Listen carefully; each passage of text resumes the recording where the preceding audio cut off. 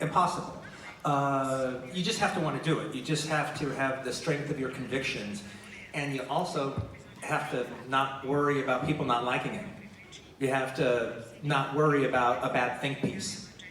Actually, if you get a bad think piece, I didn't know this earlier on. I remember when I did Pulp Fiction, there was we got a tremendous amount of press that was very, very positive. But when something becomes that positive, then there's also a bit of a backlash on it. And so there was a whole series, like an art forum, had a whole series of think pieces that were really judging the film harshly. And that's not even judging the film harshly.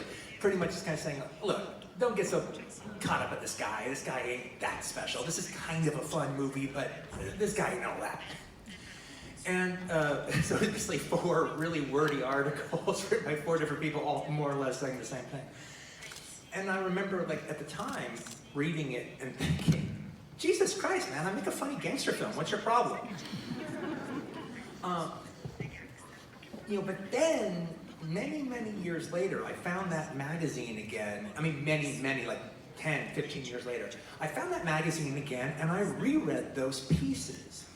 And they weren't any more flattering than they were the first time around. But I realized, no, Quentin, you can't get sensitive about stuff like this, and you can't take this kind of stuff personal.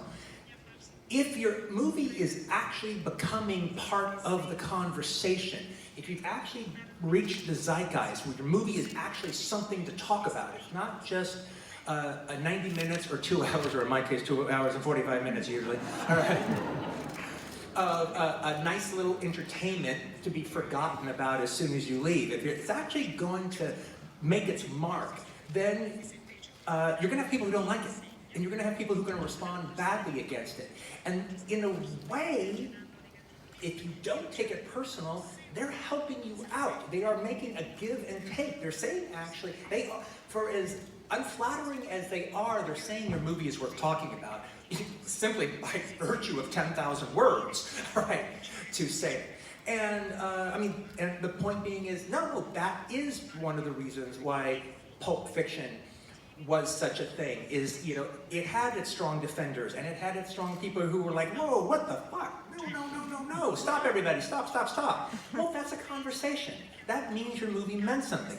And now as time goes on, if your film is something like Pulp Fiction, then it kind of doesn't get talked about that much anymore as far as that's concerned. It kind of owns its spot on the shelf. But the way it gets to that spot on the shelf is because it was a vital piece of work that people applauded and they didn't. So thus, consequently though, you gotta have the balls to actually handle that. You gotta have the balls to have people call you names, and people not like the movie, and people write bad think pieces. You'll get through it, it's fine, all right? That's part of the conversation.